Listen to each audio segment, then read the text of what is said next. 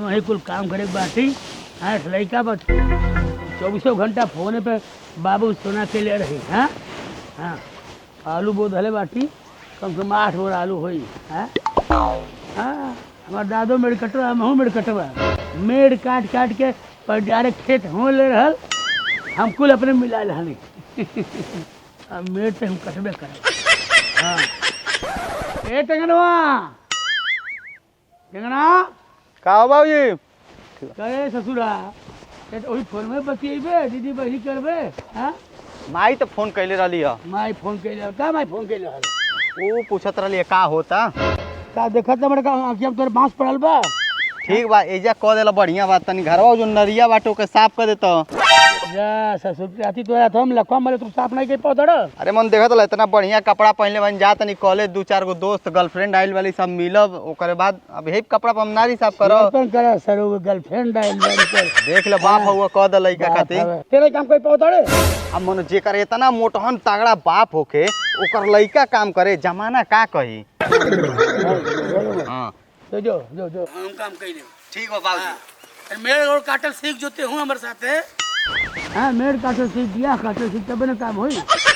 चली गांव भर के कुल मने हमारे नरियम फेंके ले। हाँ उल्टा सीधा सामान चलिए ओके साफ कर दी।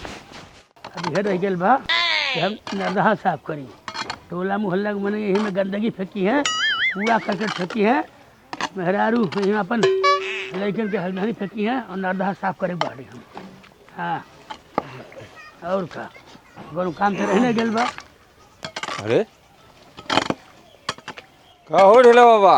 हाँ ई का होता हो? देखत है बड़ा मर्द काम कौन काम करते हैं, नरदहा साफ करते और कौन काम करी। हाँ गांव के मने पूरे मोहल्ला वाले बड़ा हो देखा है, देखा था छते पर से रवा फेंक दिए यहीं पे। हाँ हम कुल काम ने ना नारी साफ करी ने तो सारा यहाँ पे गंदगी सुअर लूटे लगी हैं। अब बात तो सही कहत बड़ा तू। हाँ ई तो पब्लिक के गलती है। गलती हमें करे। कूड़ा में ले जाके फेंके के चाहिए। लेकिन इस सड़किए फेंक दिया, सब देखा था ना। अरे कोठा पर से लगिन घाघा दी है और कोनो लेकिन के कागज पत्र फेंकी है यहीं पे। अरे सरकार इतना जागरूक करती है, ओकरे बाद ई लोग के ई हाल बा। पहले ही बताओ भाई तू काहे साफ करत बाटे के? अब एक खातिर के भेजी, तू तो साफ करबा नहीं। ओहो हमें तो के साफ कैले का जरूरत बा? अरे कर्मचारी बाटे ना सफाई कर्मी, उनकर काम है साफ कैल। गाँव जो नाली बा सफाई कर्मी साफ करी है। और का सरकार का करे नियुक्त कैले बा है, पैसा देला तनख्वाह देला, उनकर काम है। तो सफाई कर्म का कहला है? सफाई कर्मी। सफाई कर्मी। हाँ हम के कैसे मिलावे इनके? प्रधान बाटे न गांव के। हाँ उनके बोला सारा जिम्मेदारी उनकर है कि कहाँ कहाँ सफाई कर्मी के लगाए बा, उन्हीं से बोला। अपने साफ मत करे सब है। हम प्रधान से बोल देते ही। हाँ सफाई कर्मचारी भेजे। हाँ और ठीक है। हाँ हम जो साफ करे साफ कर जाये। हाँ लेकिन अब सफाई कर्मचारी की ड्यूटी बा। हाँ। वो काम करिए। और क्या ये कहे बने बिल्कुल यह कहिए। ठीक बा बढ़िया कहले। अच्छा चले राम राम। अब जाती प्रधान से मिल। धानी में तो पैसा बहुत लगेला, लेकिन मजा चोखा मिलाला। अरे प्रधान नमस्कार। अरे चौनिया खुश रहा। का हाल प्रधान जी? अरे ठीक बा, अपन बतावा। सब बढ़िया बा प्रधान जी। आप एक बात कह रहल। हाँ बोला। तनी आवास मिल जात तो बहुत कृपा रहता आपके।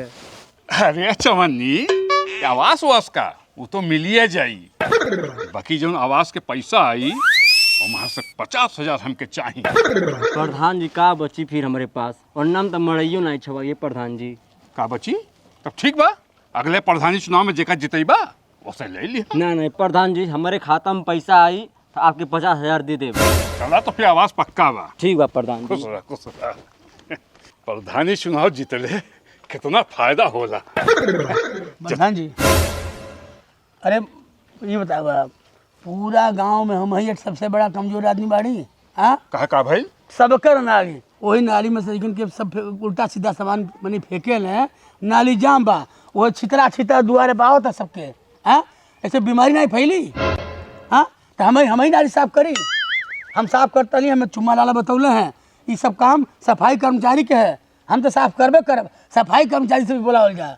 अब कहना प्रधान से संपर्क करो, वो सफाई कर्मचारी भेज दिए। अरे इतना खातिर इतना परेशान हो गईला। हाँ। जा हो जाई तो हर काम। नहीं तो मैं बिहान एकदम बिना सफाई कर्मचारी भेज दा। अरे हम कह दली ना, हाँ हो जाई तो हर काम। हाँ वोट पहले बांटी है, मैं सफाई कर्मचारी तक साफ कराओ के। तो हम तोहरे साथे बाटी ना, चला। हाँ ठीक है। गांव के इतना आदमी बेकार बना सो कि नरिया में हक देता सो, सीधे नाकी में जाता, बदबू कर देता।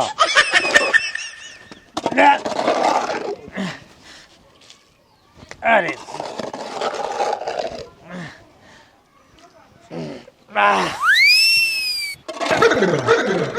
है खाना तुम्हारा खाना है गोबरी हाँ गोबरी हवा तो तन सही से काम करा। हराम खोरी के हद हो गइल बा। खुरूर खुरूर भिन्न हियस कैले बाड़ा।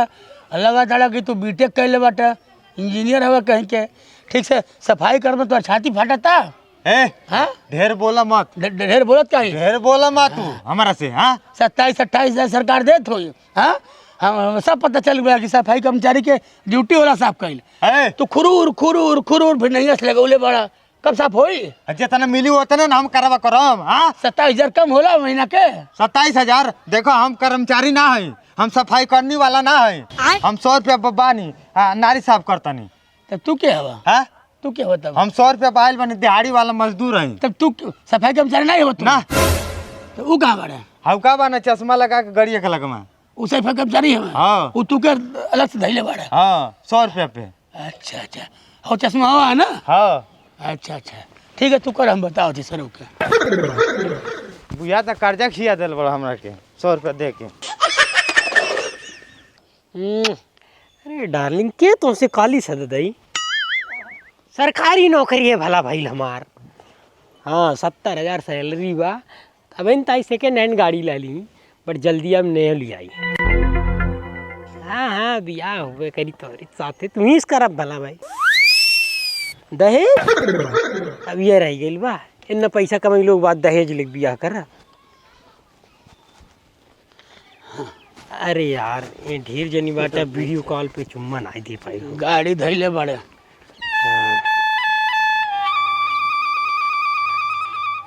I love you. ए बाबू कहना हो तुहार? क्या हुआ बताइए? नवा बताओ क्या है तुहार? अरे पहले काम बताइए हमारा। मर्दवा तुम बकलोले हवा का तुहार नाम पूछे थे, नाम बताओ क्या है? अरे भाई हम कह रहे हम देख रहे हैं कि हम फोन से बतिया रहे अरे हैं, आप फोन डिस्टर्ब से कर बतिया था, लगा था कि व्हाइट हाउस में तुम्हारी मीटिंग चलता। करते हैं अभी करते हैं। कहता है का ना है तुम्हारा? का भाई पहले बताइबा। हाँ का भाई बताइबा। है चश्मिली लगा के ढेर पकड़ पकड़ बोला ना हमसे। का भाई नौगा बताइबो ना तू अपन का? अरे भाई हम कह रहे हैं का हुआ आपको? कौन काम करे तू? हम कुछ भी करें आपसे कुछ मतलब? अरे मतलब कहा नहीं बा, तू कौन काम करे पहले बताबो। हम ही कहें बताएं क्या काम हाँ? करते हैं? आप कौन होते हैं पूछने वाले? अरे हम कहे पूछ ना सकीले? कैसे पूछ सकते हैं भाई, आप हमको जानते नहीं। हम अपना अपना निजी चीज कहाँ बताएं आपको? बतिया बताइबा कि नाई तू के हवा कौन काम कराला? हाँ अरे भाई हौ हौ मने साफ करता हूँ। अलगिजा खान धीरे धीरे सुकुर सुकुर एकदम आलसी खान साफ करता। भिन्न नहिया से लगल बा। अब 1.5 घंटा नाली नहीं साफ कर पौले। तो सफाई हो रहा है ना, सफाई से आपको अरे मतलब? सफाई हो रहा है तो ऐसा में नहीं रखा। सरकार 27-28 हजार रुपया तनख्वाह दे ले तो ऐसे काम चली? हाँ आप कौन है इस गांव के? हम एक गांव के हम नागरिक हैं। हाँ ओके मिना कर रहे हैं तो वो नकुरा रहा है, ऐंठ रहा है कि हम नहीं सफाई कर्मचारी हैं।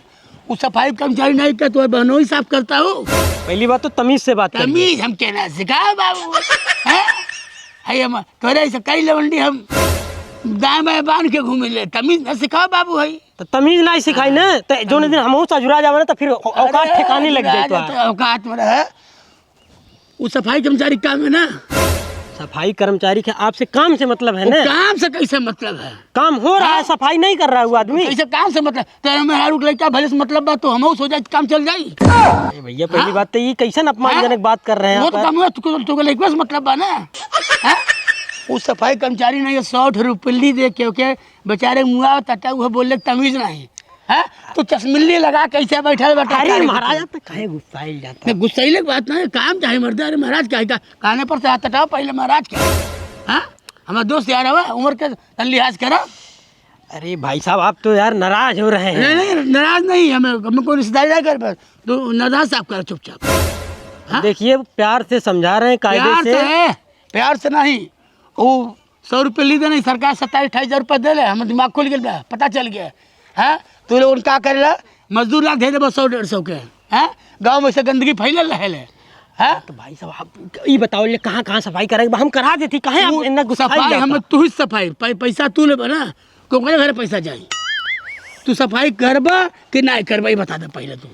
अरे भाई हम सफाई करवा तो क्या घुमा तर बतिया, सफाई करबा कि नहीं करबा? नहीं कर ठीक है ना, तो बोल दे ना अब तुम्हारे खिलाफ हम कंप्लेन करब। कहाँ कंप्लेन हाँ कर तो ना नौकरिया खा डली तो हमारे ना ढेरा ढकेरू नहीं। तू बुझत नहीं बटा बाबू कितना बड़ा मुकदमे बाज है। हाँ तो कई जन के हम चक्की पिसा दिल बाटी। अरे तो मर्द तू ही भर मुकदमा कल बाटा तोरे बहुत तरीक देखले बाटी मुकदमा वाले के। सुना तू ही गई चश्मा लगा के ही कपड़ा में तू नरधा साफ कर ना, तो हमारो नाम ढेला नहीं देखा तुहार। तो हम हूं नहीं करब तो नहीं करब, हमरो नाम मनोज हवे। चला चला जोन उखाड़त बनी जाऊ खार चला चला कराए तू सुख के चटवा चला। आइल बाटे सुना करिया तोरे दहिया पर के माछी तोहरे में कौन हिम्मत बा। तटे सूट बूट पहनले बाटे, काम करिए ना नरधा साफ करे बा, कार खरीद ले बाटे सर उतना ही दूर सर। अब हिन मर्दे प्रधानो जी नहीं। का हो कीड़ा? अरे नमस्कार प्रधान जी। नमस्कार। ई ढेला से बचला है? अरे हम कहाँ बचली महाराज, खुद इतना बदतमीज आदमी हमें यार, चाहे जैसे अजुरा जाल मर्दी। देखा बहुत गलत बयाना लेत बाटा। वो बहुत बड़ा मुकदमेबाज है, खुरपैची है। अब हमरे भाई के नौकरी खा लेलस तो सोच समझ के ओसे मत बजिया। अरे महाराज अब वो हमारे मेहरारू पे चढ़ा ताटा कि तो ऐसन हो जाए परिवार में इन्वॉल्व हुई तो गुस्सा ना आई। अरे तू समझदार बाटा, कुल आपस में मेल जोल कई के कोनो मेल अपन काम निकालल जाला।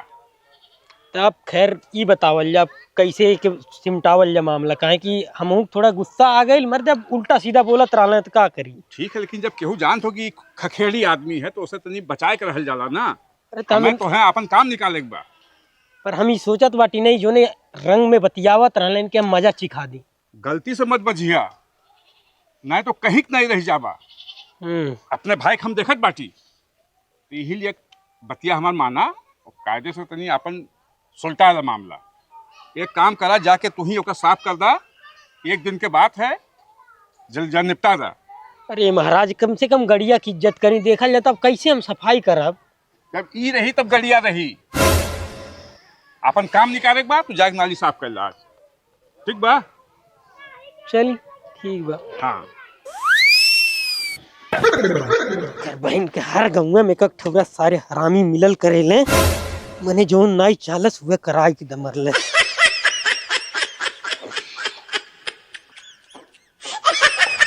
अरे तो बेटा कब्बू यो मिली ही ने तब उन्हें मजा चिखाएगा। कहो अधिकारी जी, हाँ मजा आवता काहे नकिया बांध के साफ करता डर। हाँ अरे भैया जाए दी हल्ले मर दे। हाय कहो माका तो का बड़ा उड़त रहो दिन में अधिकारी हम ना। हाँ चश्मा लगावा, हाँ चश्मा लगावे के चश्मा लगावा। हाँ वो दिन में कहता रहा जो करे हो तुम कैला टाटा फिस हो गए, हवा निकल गया तू हर। हाँ कह रही ढेला ना हो, हमसे बड़ा तिखड़मबाज नहीं हुआ, नौकरी खा डरती तू हर सर। हाँ सरकार नौकरी पैसा दे इनके, नौकरी दहले बा इनके। अब 100 रुपये थमा दिए हैं मजदूर के, तुम नरधा साफ करी। आयल बेटा जिनसल्ला पहन के, बूसट पहन के, चश्मल्ली लगा के कारे चलिए सर। हराम के पैसा बा ना। हाँ हमारे जो काम कर कही दली तो ही नहीं पता कैलिए पूरे गांव समाज में, अगर पूरा जिलवा में यह चलता, पूरा भ्रष्टाचार हर जगह ही चलता। नौकरी करिए अपन और काम करें दूसरे से 100 रुपये ले दिया के, चुपचाप साफ करे बुझला। डर ताका मत, मारा गच्छ से अक्या फूट जाए तपिया उसके ताक चल साफ कर। बेटा अधिकारी बने हराम खोर। अब तू अक्षर पढ़ ली ढेला ना है। हाँ बड़े बड़े के हम सुधार दिले, इनकर तो कोनो गिनतिया नहीं बा। और तू लोग सुन ल, आपन काम खुदे करा, नौटंकी करबन है तो तोलो रेलाई होई।